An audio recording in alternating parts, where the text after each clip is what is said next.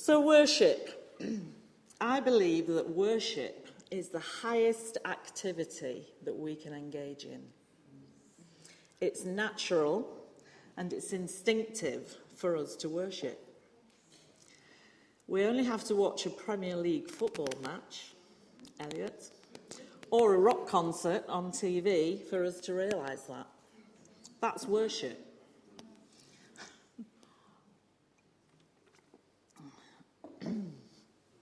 It's amazing how we all worship something.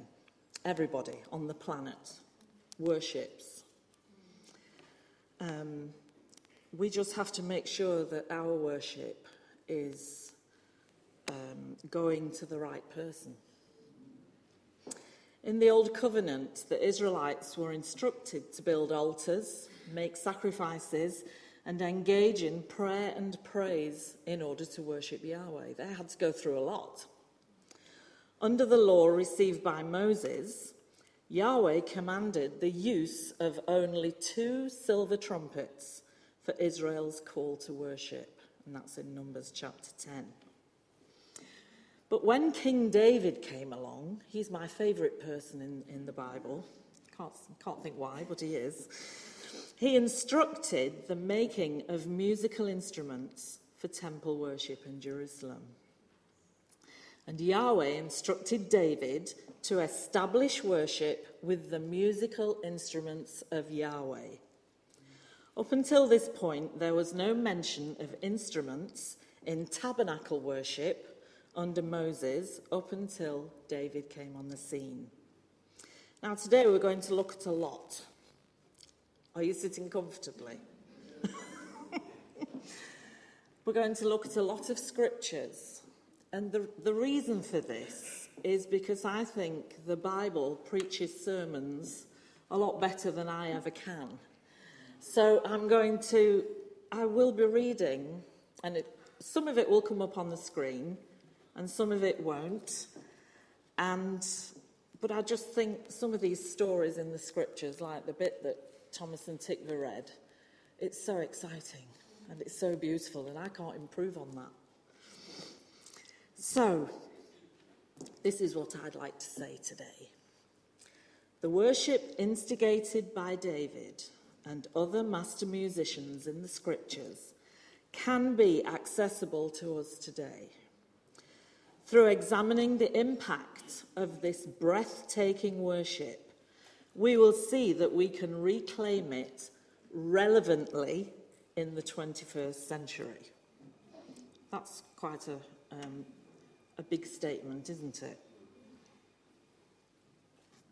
I think that when we look at the Old Testament and how they worshipped, we might think, if we worship like that, we'll be stuck in a time warp. And how can you be contemporary and relevant to today's young people if you're doing temple worship? Isn't that too old-fashioned? But as we look at it, we'll understand that Yahweh's creations are timeless. And that one of these creations is the magnificent worship originated through David. So in order to understand this, we need to examine the worship of the first temple, the worship of the second temple, and temple quality worship in the 21st century. Is that all right? Okay, let's have a look at worship of the first temple. Now King David was a musical prophet who loved to play and sing, and he wrote hundreds of beautiful songs, a lot of which are in the Psalms. And after unifying all of Israel, David brought the Ark of the Covenant back to Jerusalem with the intention of building a temple. That was what was in his heart to do. Now, he received the blueprint for the temple, but did he build it? No, he didn't build it. And it was his son, actually, it was Solomon, that ended up building the temple. And I wonder how that made David feel. you think he would have felt disappointed because he couldn't build the temple? He amassed a lot of material for the temple, but he couldn't actually build it. And I just wondered how that would have made him feel. If he would have felt, a bit upset that Solomon, one of my kids, is doing what's really in my heart to do. I expect it kept him humble. But he did make a lot of musical instruments for the temple. So I'd like to look at 1 Chronicles chapter 15, verses 16 to 28. And I'm using the New American Standard Version. And we're going to start. Then David spoke to the chiefs of the Levites to appoint their relatives, the singers, with instruments of music, harps, lyres, loud-sounding cymbals to raise sounds of joy. So the Levites appointed Heman, Asaph, Ethan, Zechariah, Ben, Jabba, and the gatekeepers. I can't say half of these names, so I'm not even going to try. So the singers, Heman, Asaph, and Ethan, were appointed to sound aloud cymbals of bronze, and Zechariah and a few others with harps tuned to Alamoth. And Mattithiah and Eliphelahu and a few other people to lead with lyres, not liars, you know what I mean, lyres like on the picture, tuned to the Sheminith. Now I thought, what's the Alamoth and what's the Sheminith? And they think that Alamoth means soprano. What's a soprano person?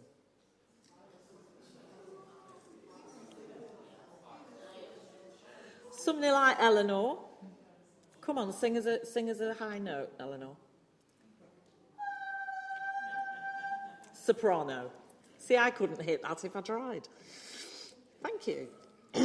So what they did was they tuned their harps to a soprano sound.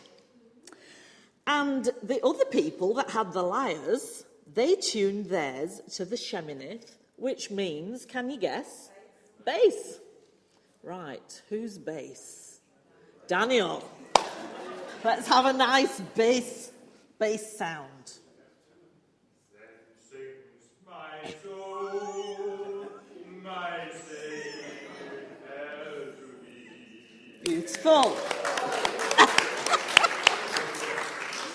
Thank you. Now, Chenaniah, who is also one of my favourite people, his name means Yahweh establishes. He was the chief of the Levites and he was in charge of the singing. He gave instruction. Now, when I looked up the word instruction, it means chasten, discipline, instruct, admonish, right? So he didn't,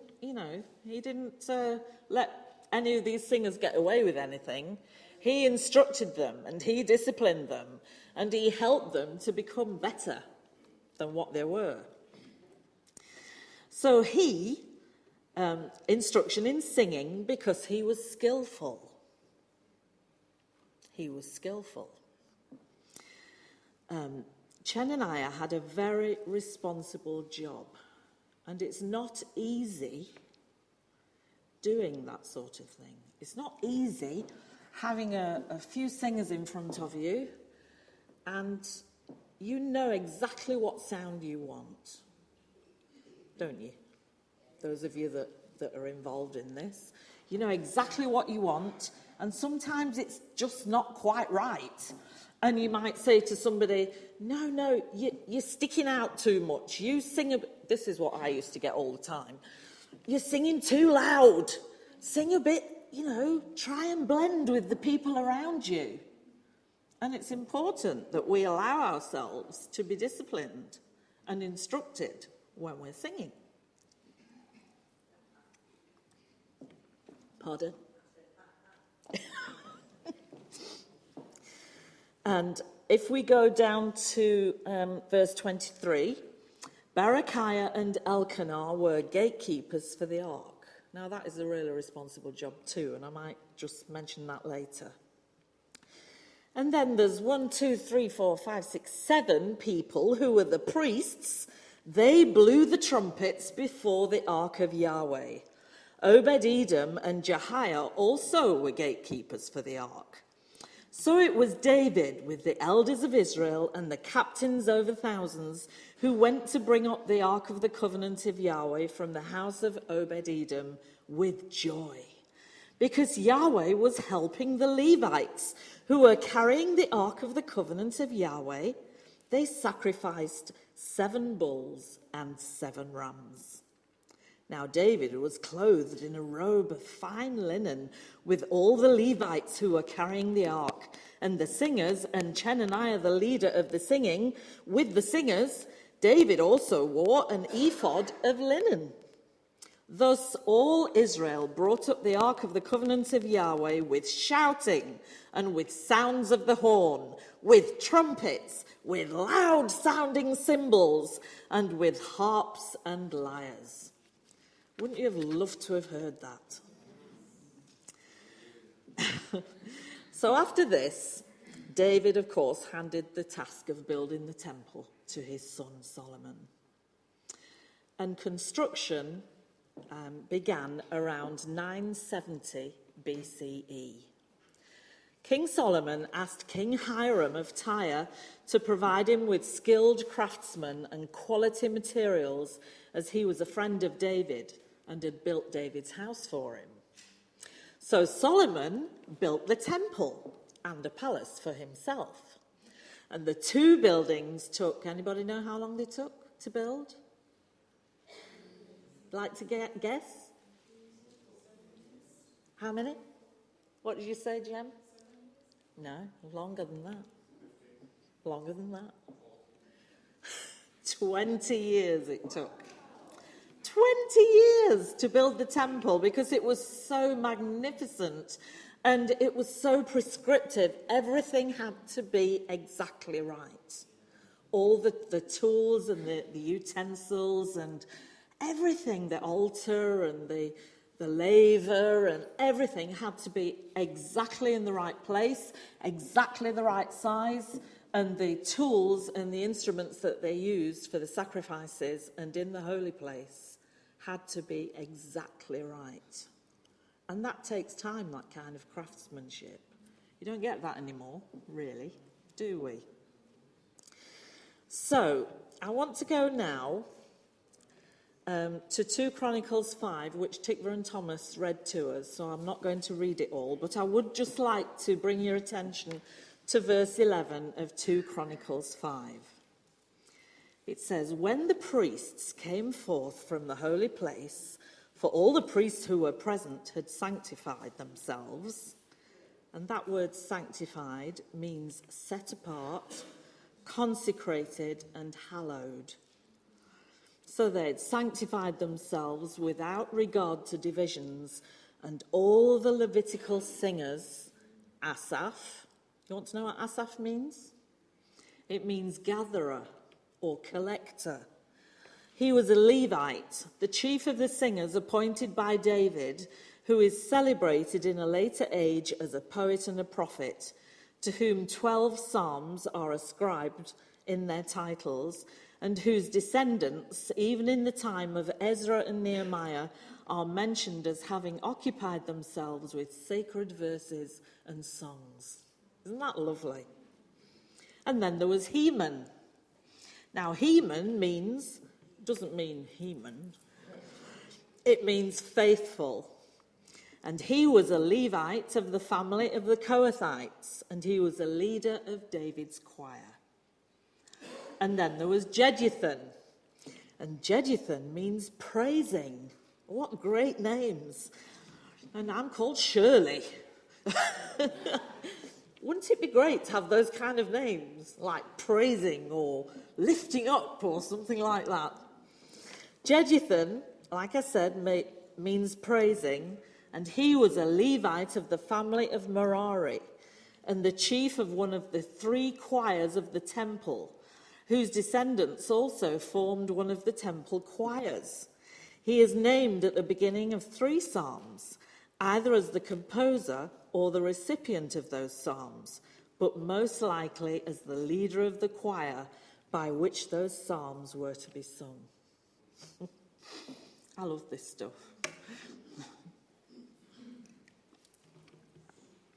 And not only Asaph, Heman and Jeduthun, but their sons and kinsmen, clothed in fine linen, with cymbals, harps and lyres, standing east of the altar, and with them 120 priests blowing trumpets.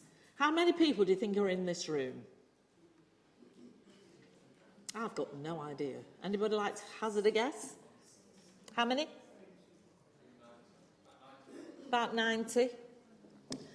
Well, if we're 90, there would be another 30 people all standing, looking smart and fab with not that kind of a trumpet, and not even the one that Miriam was blowing. That's a shofar. These trumpets were silver trumpets, and they were straight. And they all stood and blew these trumpets, 120 Levites. What a sound that must have been. 120 trumpets all at once. It's incredible. And they blew these trumpets in unison. Yes, the straight trumpet is different from the shofar, and this kind of trumpet is a calling together with a trumpet. That's what the straight ones do. They call people together, and you can imagine they would. Everybody around about the temple would have heard that, wouldn't they? And it was in unison. And the word is echad. We know that word, don't we? Where do we know that word from? Yahweh is one. Shema Israel, yes. He's the echad. But this sound is the echad. It's one sound. One sound. And just now, when the guys were singing and playing, I was standing here and I was just behind Edwin. Right, so Edwin was here playing. Did you hear Edwin playing that clarinet? Did anybody notice it? It was beautiful. Honestly, we have some talent in the congregation. And Miriam was playing the cornet, and I was watching Trevor on the drums, and he was concentrating and really going for it. It was brilliant. And I was looking at Elliot playing the piano, and Elliot is getting so good on the piano. He really is. And then there were the singers, and it was actually one sound. Do you know that when there's one sound, Yahweh comes down, and he pours through these people that are making the one sound, and we can all feel that one sound because it's Ehad. It's Yahweh. It's one. It's who he is. It's what he wants us to feel, what he wants us to experience when we're worshipping. Ehad.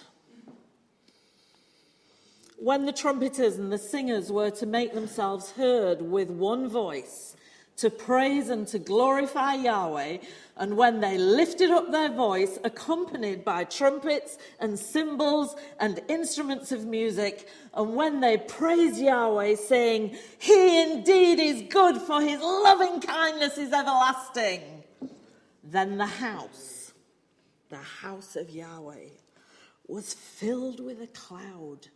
I loved the way Tikva and Thomas did that.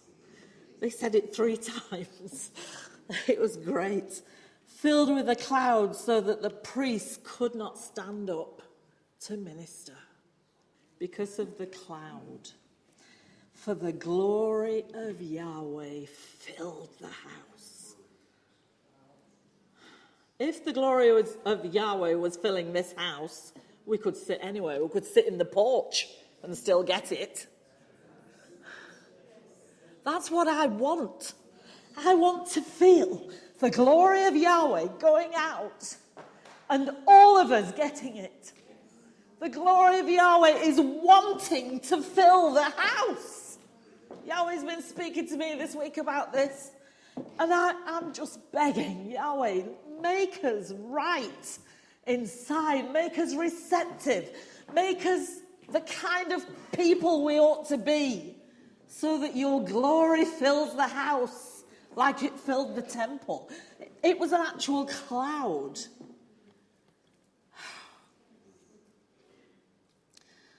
The glory means majesty, glory, splendor, the King of majesty. That's the glory. The King of majesty.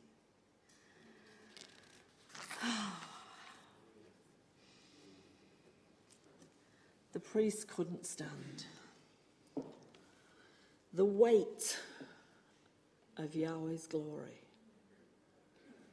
Can fall on us. And it's a weight. It is an actual weight. Sometimes when you're singing and when you're playing, or sometimes when I'm playing the organ, I feel, I don't know how to describe it, but I feel something coming on me. And it's a weight, a literal weight on my heart and my stomach and just all around my body. I feel a weight, and I know it's Yahweh's Spirit. And when that happens to me, it doesn't happen to me that often, but when it happens, I don't know what to do with myself. I don't know what to do. The other day, when Jen was singing, and I was playing the organ, I just felt like I was going to burst and I was going to explode, because I could feel Yahweh's Spirit coming on me. And I didn't know what to do. So I started to laugh, because it was wonderful what I felt. It was like a release inside me that I could just let go. You know, sometimes we're so nice. We're such nice people. We come to church in our nice clothes and our nice hats, and we sit nicely. And I want to feel the glory of Yahweh filling the temple. I want to feel it. Eleanor, do you want to feel the glory of Yahweh?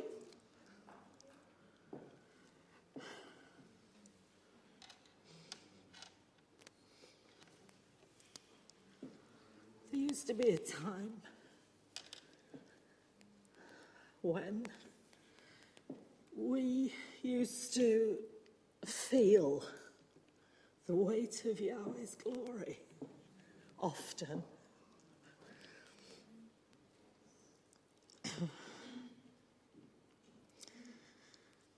And I don't really understand why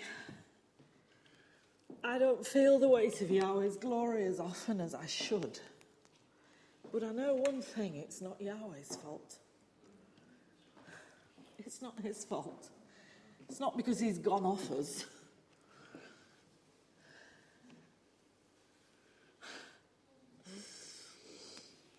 Leviticus 16, verse 2 says, "And Yahweh said unto Moses, Speak unto Aaron thy brother, that he come not at all times into the holy place within the veil, before the mercy seat which is upon the ark, that he die not. For I will appear in the cloud upon the mercy seat." I will appear in the cloud. Now, we don't have a mercy seat. We don't have an Ark of the Covenant here with the poles. But we are Yahweh's people. And we are the congregation of Yahweh. We have his name written in our hearts. And sometimes when we're playing and singing, I think we forget what a privilege it is that we have We have a privilege, the privilege of having Yahweh's name on our lips so that we can pour out his Spirit. And we should use Yahweh's name. I'm sorry, but I'm standing up for Yahweh's name. I have a problem when we put God and Lord into things. I really have a problem with it. And I'm getting where I think it's fine for us to say to Yeshua, you are my Lord. That's fine. Because he is. He is my Lord. And Yahweh is my God. But I want to use their names. Because Yahweh has shared that with us. And not everybody has had that shared with them. But we have Yahweh's name written on our hearts. And it's important to use it. Do we realize what a privilege it is to lead Yahweh's people in worship through singing, dancing, and skillfully playing our instruments? Why does Yahweh's presence show up? When the music's done right. Why? Because he's in it. Yahweh loves music. The stars sing. It says in the scriptures that the stars sing. Did you enjoy Craig's preach the other day when he was talking about the heavens and the earth? Oh, that knocked me for 6. The stars sing to Yahweh. We all know that whales sing. They communicate with each other. Do you know what? I think nature is singing to Yahweh. Yahweh loves song. He loves music. He loves it when he can feel music in us. You know, ever since I was knee-high to a grasshopper, I have loved music all my life. And I've always known, even before I got saved, years before I got saved, that something was in me for music. I've always known it. When I was a little kid of about 3, we used to sing in our house. Everybody's musical in our family, so we used to sing together. We used to sing anthems, and we used to sing. My dad used to play the piano, and we used to all sing, and it was fantastic. And I discovered I could sing harmony, and it was like an incredible gift had been given to me, and I knew it at 3 years old. Music is an amazing art form. It's an amazing way to communicate with people. Everybody loves music. You're driving along in your car and you hear music, boom, boom, boom, don't you? In the next door car. And then in another car you might hear classical music, you might hear opera. I remember Gail saying to us once, where is she? There she is. Gail said to me once, she said, when I'm at lights and I hear them with the thump-thump music, she said, I open my windows and turn my music up so they can hear something about Yeshua. I think that's great. There's something special about music. Everybody loves it. All the talent shows that they put on about music. Why do you think that is? And some of these people that come on these talent shows like X Factor and The Voice, they come for the fame and they come for the big stadiums and singing to change my family's life. That's what they come for. I don't know if you've noticed, but it's the people that come for the music that go far. They want to sing. There's something in them that wants to sing. Why? Because Yahweh's put it in them.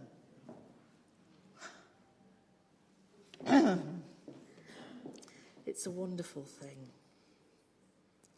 Do I put as much time into practicing, she says, shamefaced, as I do playing games on my iPad.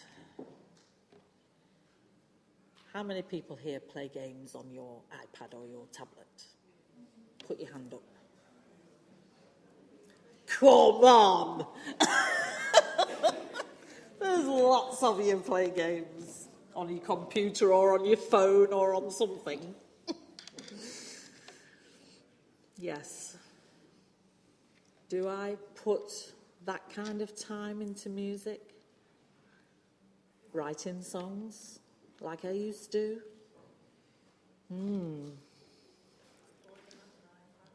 Sorry?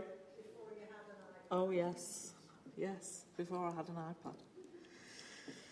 Yes. For those of us who are called to a ministry of music, it's a sacrifice. I'm sorry I'm talking so much about music, but that's my thing. And that's the part of temple worship that I get. It's a sacrifice, but if I'm willing and committed to lead Yahweh's people in worship, then it's worth every second. 1 Chronicles 25 says, "The number who were trained in singing to Yahweh with all their relatives, all who were skillful, was 288. They cast lots for their duties, all alike, the small as well as the great, the teacher as well as the pupil. There were 4,000 Levites praising Yahweh with the instruments David had made for giving praise." How many instruments were there?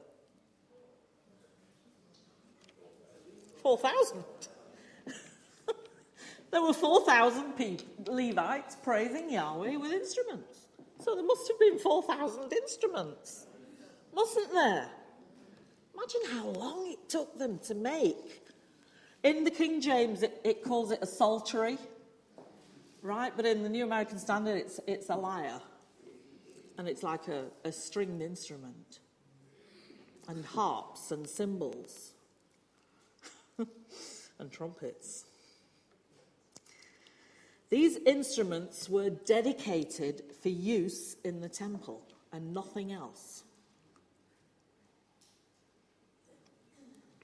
So I was wondering about that, and I was thinking, I wonder if they had to go to the temple to practice.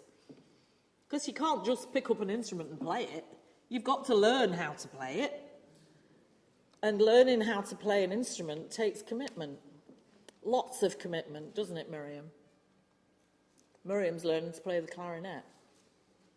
And she can really play it. Did you know that? She can play the clarinet. And it takes commitment to learn to play an instrument, to learn to sing, to learn to dance, to learn to mime, to learn to act, to learn to paint, to learn to write books. These are all the arts. And it takes time. And these Levites wouldn't have just gone into the temple, "Oh yeah, I fancy this one, let's play it," and sit down and play it. I don't quite know how they played it. If they plucked the strings, I'm not sure. No, they would have had to have learnt it. That was part of their job. They were expected to attend training where they honed their skills. Some of the sons of Asaph, Jeduthun and Heman, were set apart and instructed by David to prophesy on their instruments. Now there's a thing. When Daddy Peter was still looking after our church, that's Val's dad, he used to do little plans, little handwritten plans on little scrappy bits of paper, about like that, in fact smaller than that, and he used to just write, he used to get it from Yahweh and he'd just write it. And one day, he put on the plan that I'd got to prophesy on the organ. And I thought, prophesy on the organ? How do I prophesy on the organ?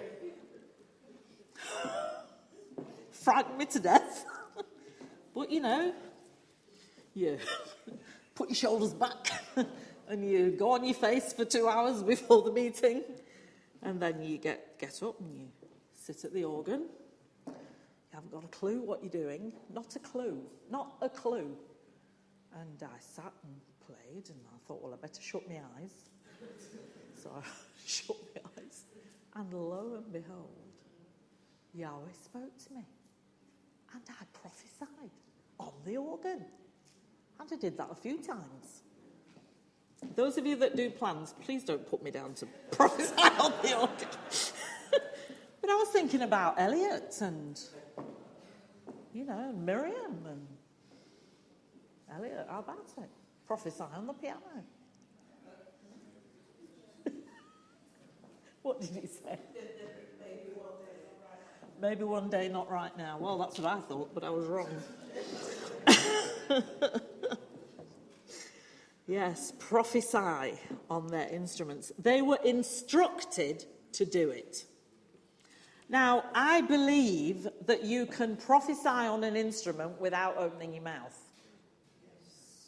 I believe you can play an instrument and you can be prophesying as you're playing. Because what if you're playing a trumpet and you're told to prophesy on your instrument? You can't say anything because you're playing.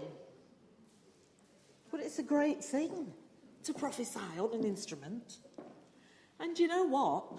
Sometimes when some of our singers get up, somebody like Jem or Samuel or Esme or Eleanor or Sharon, they get up and when they sing, sometimes that's the spirit of prophecy. And you can feel the spirit of prophecy. If you tune in, you can feel a spirit of prophecy. And you know that that person is actually prophesying as they're singing. It can be done. And it needs to be done. We should be doing these things. Yes. These people, these Levites, were divided into 24 teams, which matched those of the priests. And each team ministered before Yahweh for 2 weeks every year. 2 weeks. And the major feasts. And the Day of Atonement. And first fruits. So they only actually got the chance to play and sing for about 3.5 weeks, 4 weeks, in a year. But they still had to be on the ball when it was their turn. So what do you think they did for the rest of the year? Do you think they went out and I don't know, got drunk and what do you think they did? They would have to practice. Practice and practice and practice because it's my turn in 5 months. And I want it to be perfect. I want it to be spot on because Yahweh's put me in this job. And he expects me and my offering to him to be excellent and beautiful and prophetic and Levitical.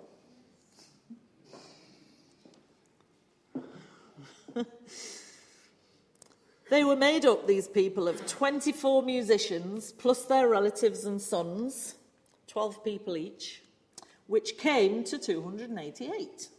Skilled, trained, Levitical singers and musicians. Now, I just want to read you a little add-on from 1 Chronicles 25. Moreover, David and the commanders of the army set apart for the service some of the sons of Asaph and of Heman and of Jeduthun, who were to prophesy with lyres, harps and cymbals. And the number of those who performed their service was, of the sons of Asaph, so-and-so, so-and-so. The sons of Asaph were under the direction of Asaph, who prophesied under the direction of the king. So King David would give Asaph his orders, and then Asaph would give his sons their orders to prophesy. Interesting, isn't it? how you can be actually instructed to prophesy on your instrument. And it was the same with Jeduthun, and it was the same with Heman. In fact, all these were the sons of Heman, the king's seer, to exalt him according to the words of Yahweh. For Yahweh gave 14 sons and 3 daughters to Heman. All these were under the direction of their father to sing in the house of Yahweh with cymbals, harps, and lyres, for the service of the house of Yahweh. Yay! 3 daughters. Gem. Girls. And we note that Asaph, Jeduthun, and Heman were responsible in training and directing their sons and daughters, but that they, in turn, were responsible to Yahweh. Now, we're going to go ahead a bit now in history. Solomon's temple, as you know, was destroyed by Nebuchadnezzar in 587 BCE. And this temple, according to Josephus, in his Antiquities of the Jews, claims that the temple was burnt 470 years, 6 months, and 10 days after it was built. So it was completely destroyed. And there were lots of horrible kings came after and didn't do a thing with the temple. But then there was a new king. Anybody know who it was? Who? No. Well, you know, because you read my notes. I'm not giving you a ticket for that. It was Hezekiah. When he came to the throne in about 715 BC, it was a very dark time at that time for Judah. It had been nearly 300 years since David was king over a united Israel. But Hezekiah was a good king. And when he came to the throne, the temple was just in a mess, an absolute mess. And Hezekiah decided to fix it. He was an amazing king. So he became king when he was 25. He reigned for 29 years in Jerusalem. He did right in Yahweh's eyes according to all that his ancestor David had done. And in the first year of his reign, in the first month, he opened the doors of the house of Yahweh and repaired them. That was his first job. And then he brought in the priests and the Levites and gathered them into the square. And in verse 5 of 2 Chronicles chapter 29, it says, he said to them, "Listen to me, O Levites, consecrate yourselves now." Don't forget that the Levites hadn't been doing anything during all this time. "And consecrate the house of Yahweh, the Elohim of your fathers, and carry the uncleanness out from the holy place. For our fathers have been unfaithful and have done evil in the sight of Yahweh and have forsaken him and turned their faces away from this dwelling place of Yahweh and have turned their backs. They have also shut the doors of the porch and put out the lamps and have not burnt incense or offered burnt offerings in the holy place to the Elohim of Israel. Therefore, the wrath of Yahweh has been against Judah and Jerusalem, and he has made them an object of terror, of horror, and of hissing, as you see with your own eyes. For behold, our fathers have fallen by the sword, and our sons and our daughters and our wives are in captivity. Now it is in my heart to make a covenant with Yahweh, that his burning anger may turn away from us. My sons, do not be negligent now, for Yahweh has chosen you to stand before him, to minister to him, and to be his ministers and burn incense." So the Levites assembled their brothers, consecrated themselves, and went in to cleanse the house of Yahweh.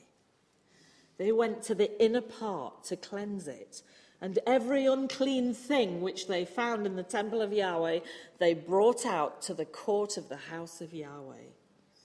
And they carried it out to the Kidron Valley and left it there. And then they consecrated the temple in 8 days and finished on the 16th day of the first month of Hezekiah's reign. He really meant it. Then they went to King Hezekiah and said, "We have cleansed the whole house of Yahweh, the altar of burnt offering with all its utensils, and the table of showbread with all its utensils. Moreover, all the utensils which King Ahaz, nasty king, had discarded during his reign in his unfaithfulness, we have prepared and consecrated. And behold, they are before the altar of Yahweh." The Levites had a job to do, and it was a big job. But they were obedient to King Hezekiah, and they started again to sacrifice, do burnt offerings, which purged the altar and the temple. It's incredible. That first temple was incredible. And I would have loved to be a fly on the wall, to see it and experience it and feel it. Do you think we can? Do you think we can feel it? Do you think we can be part of it? You don't sound very convinced. Who wants to be part of that? Yo, Richard, I've just seen you. Let's have a look at the second temple. 50 years after the destruction, of course, the temple was razed to the ground again after Hezekiah. 50 years after the destruction of the first temple, the Babylonians, who had destroyed the temple, were vanquished by the rising Persian Empire. And the king of the Persians, Cyrus the Great, soon authorized the Jews, because he was reigning over them at this time, to rebuild the temple. But construction ground to a halt due to interference by the Samaritans. That's a whole other story, which I won't go into.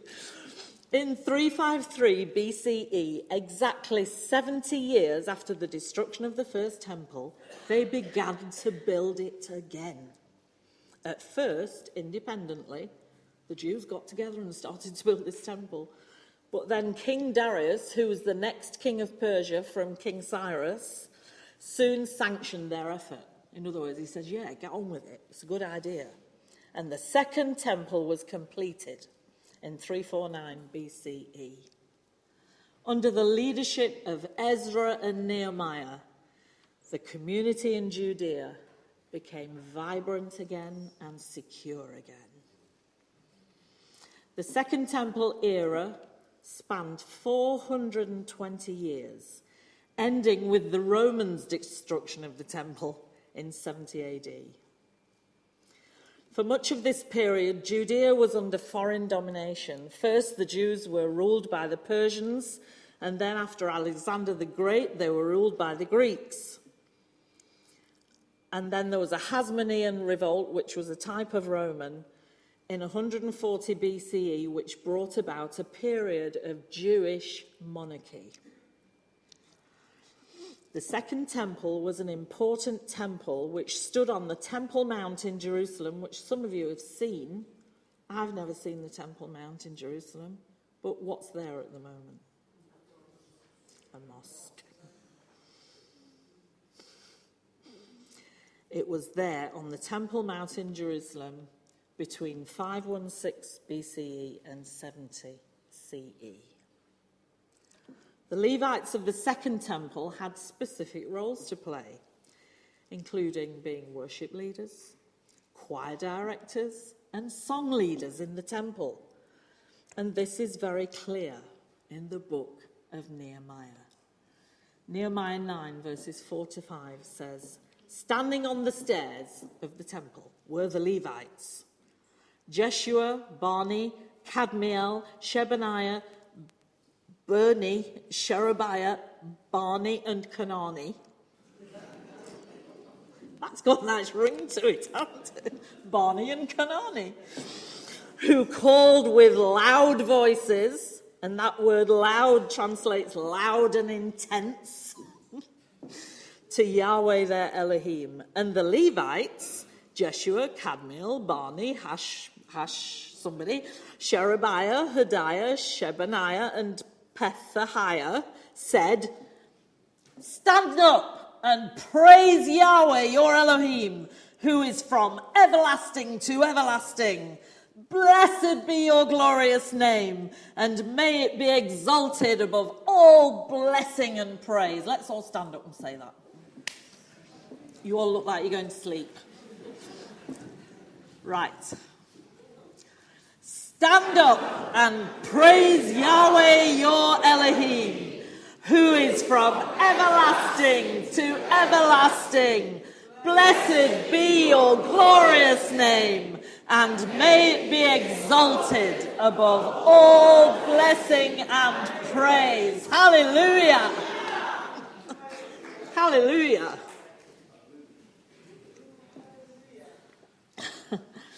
There were songwriters and worship leaders. Nehemiah 12 verses 8 and 9 says that there were all these names again, who together with their associates were in charge of the songs of thanksgiving. And then there were musicians and singers only appointed when purified. They had to bathe in the crystal sea or the laver. That's where they had to bathe, and they had to make offerings as well to consecrate themselves.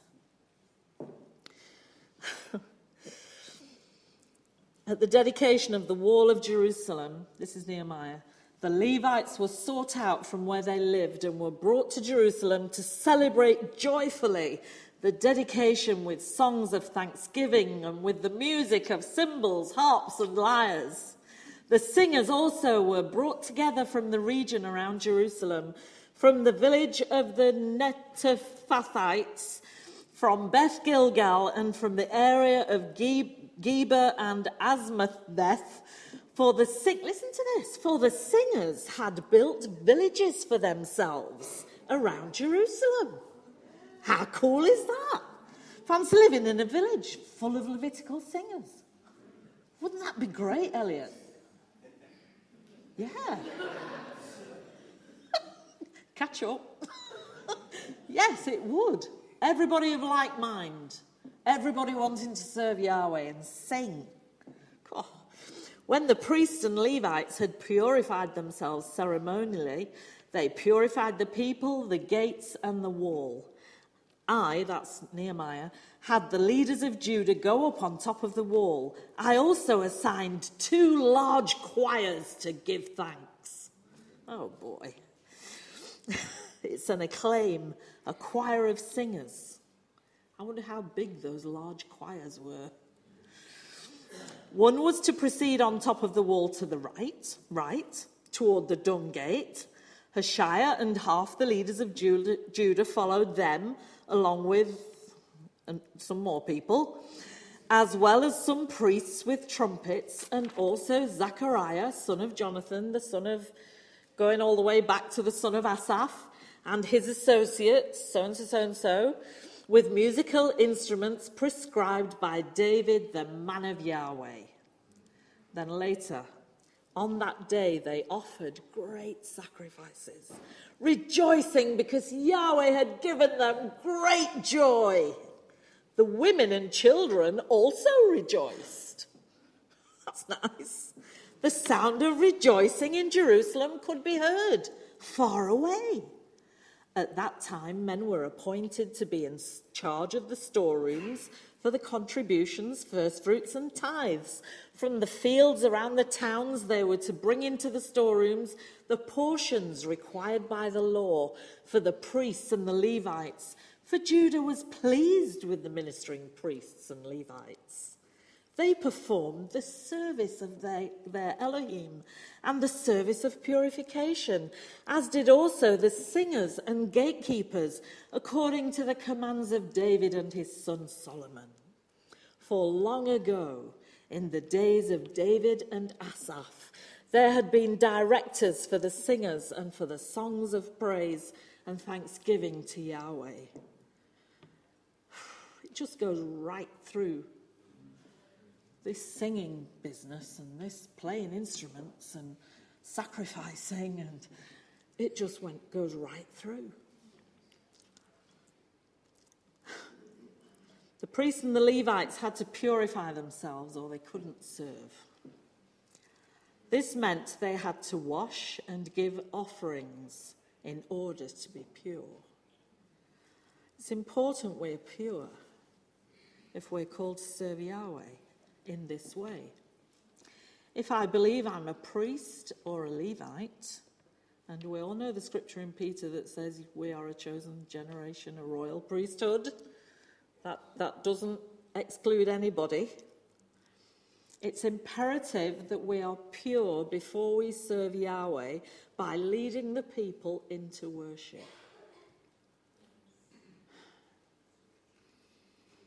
Our hearts and minds must be pure and sanctified if we feel our calling is in this area. If you're just moving into this area, it's important that you know that from the outset, that you have to be pure and consecrated, set apart before Yahweh.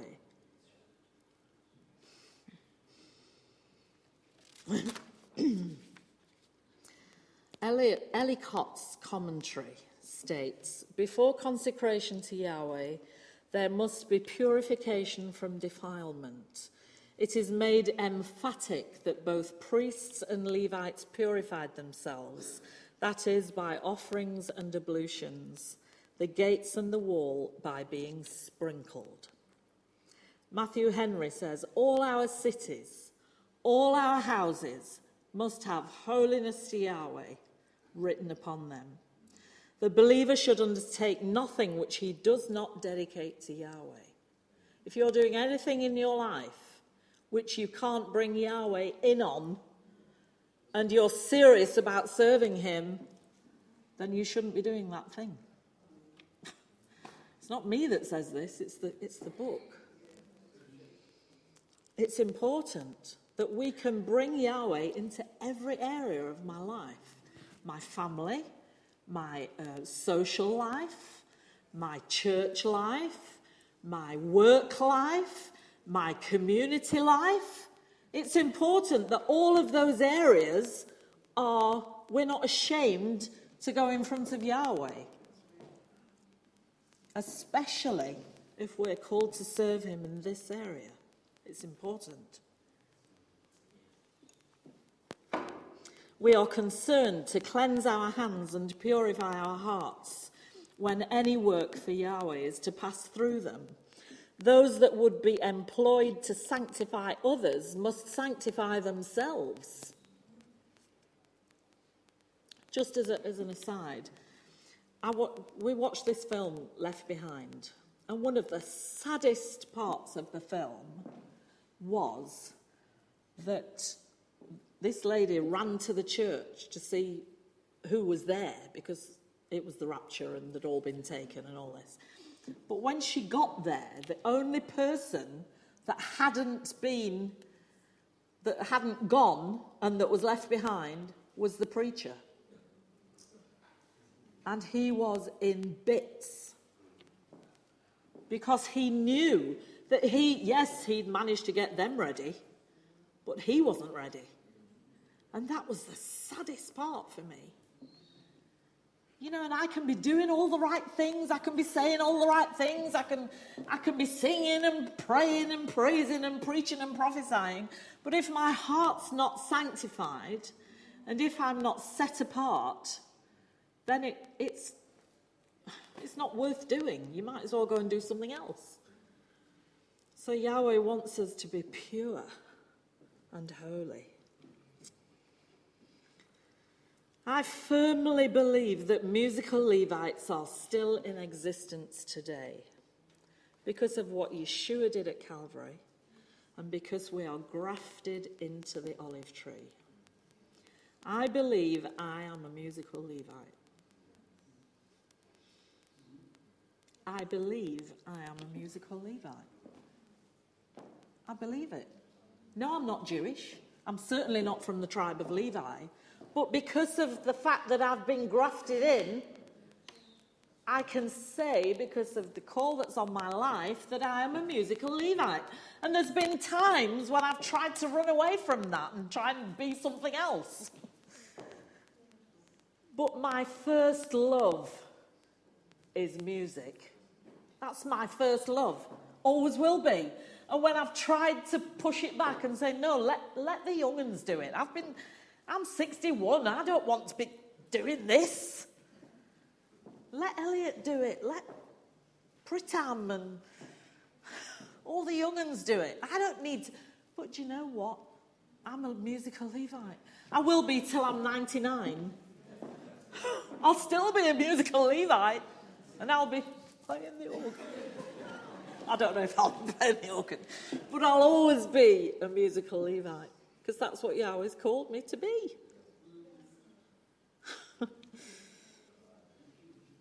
And sometimes we kick against what Yahweh's called us to be and called us to do. Yahweh may have called you to be a pastor like Isaac. And I know he's my husband, but he's a pastor through and through. And he loves it. He loves being a pastor. He loves you all. I love you all, but he loves you in a kind of special way. And he notices things that I don't see. And it's because he's called to be a pastor. If he tries to be anything else, it won't work. Now, I'm not saying that he's not a musical Levite. I'm definitely not saying that.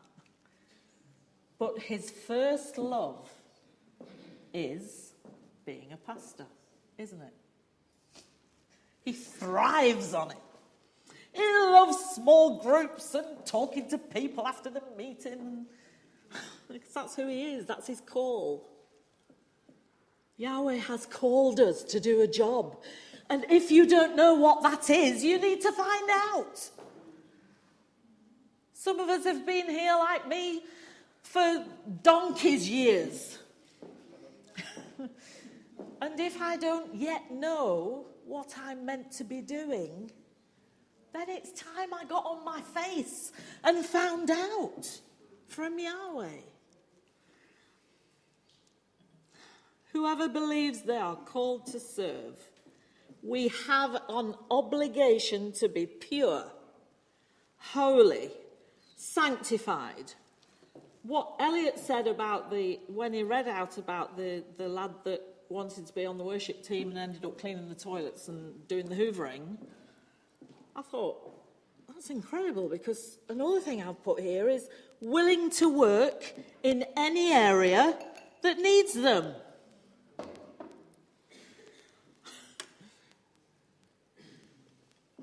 So just because I'm a musical Levite doesn't mean I can't clean the toilets. I can still clean the toilets. I'm still a wife and a mother. I still have a house to look after. I still have to do the shopping and the ironing and the washing. But I know who I am. I don't have any doubt. I know who I am. Do you know who you are? Craig, I'm glad you know who you are. Boy, I've enjoyed drinking from Craig's well this feast. What an amazing young man. And it's because he knows who he is, and he's learning, and he's growing, and he's finding who he is called to be and what kind of prophet he is. We should be committed to our calling at all times and ready to serve at the drop of a hat. This week has been busy, hasn't it, Eleanor? We've been practicing and coming at all sorts of weird times to practice. But that's our job. It's who we are. We should expect it. And if I have to come 3 times in one day, it's just the way it is. I'm a musical Levite. It's hard work. Lastly, let's have a quick look at music in the 21st century. I'm sorry I'm being so long. What are our responsibilities as 21st century worshippers? Now, Elliot gave me that. Can you just go back to the previous one? And it's not even in my notes, but it's good. This is somebody called Tim Hughes, and he is a British worship leader and singer-songwriter.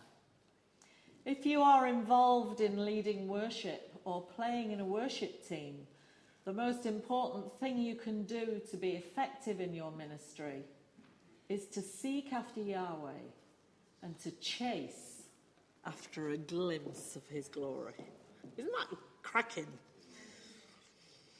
To chase after the glory. Your hunger for the glory.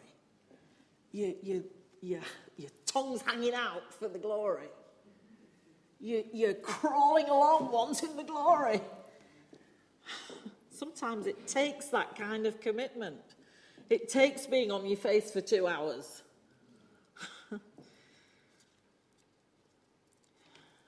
Can we possibly engage in temple worship? What does being a musical Levite mean for me? Do I need to be holy, consecrated? Holy means consecrated, saintly, sacred, awe-inspiring, hallowed, sanctified, blessed.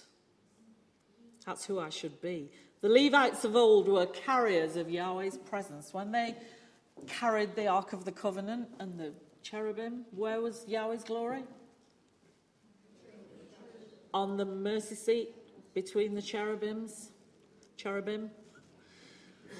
I believe that this is the main responsibility for 21st century Levites. How can I be a carrier of his presence? I need to be aware of his presence continually in mind, heart, soul, spirit, and body. I will then be able to raise the ordinary to the extraordinary. I can worship with creative brilliance like the Levites of old did.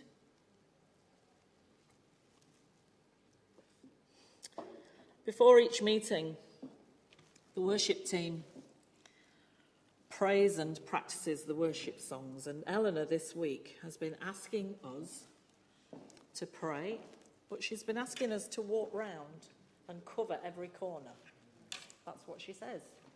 We need to cover every corner.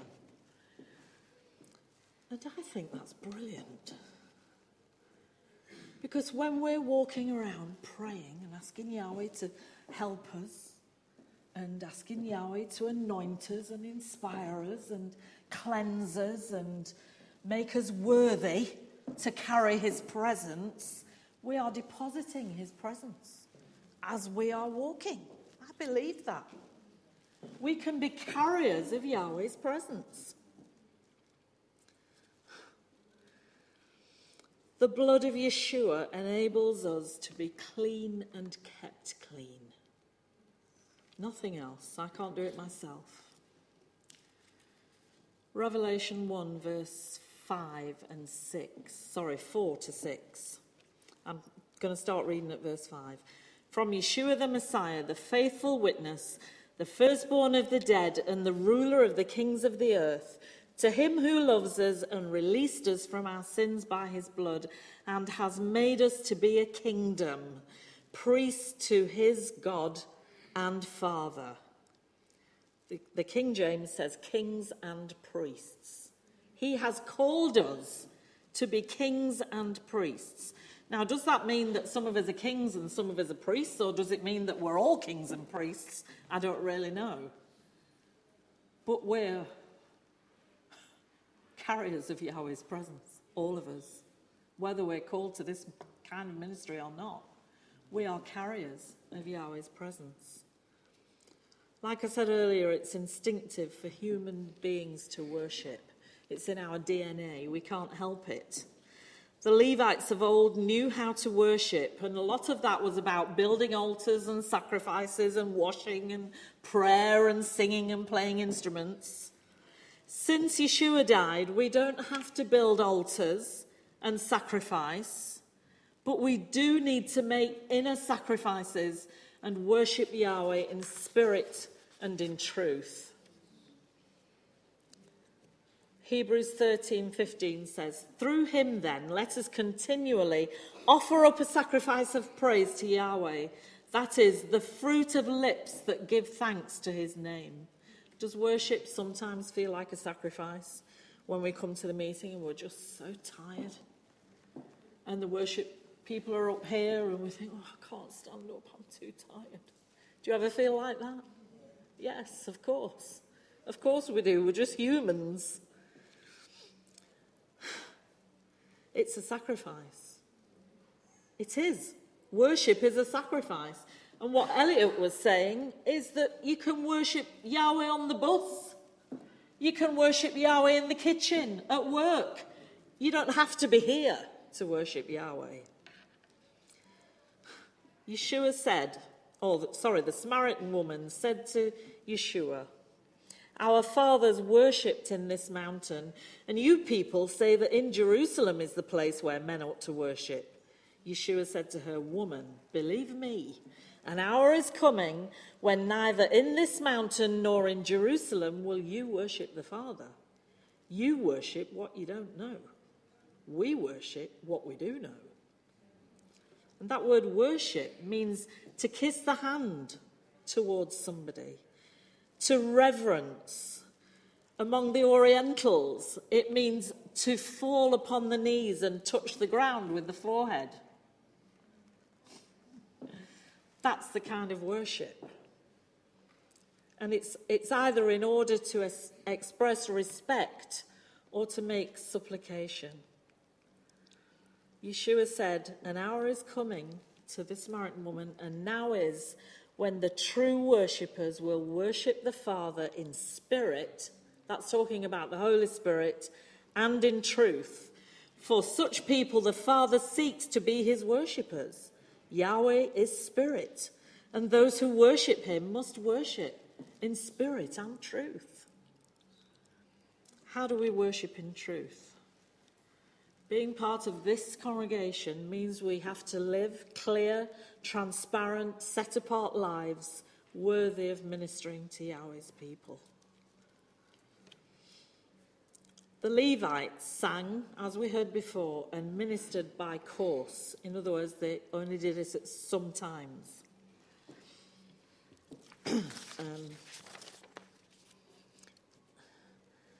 I wonder if sometimes we are on course at times. I wonder if you're on course. Sometimes you know if you're on course. And this doesn't just happen to singers and musicians. Somebody might preach and you know they're on course. It's like they're in the right place at the right time, doing the right thing, and being blessed by Yahweh and blessing the people. And lastly, should we be writing our own songs? What do you think? How many of you have ever written a song about Yeshua?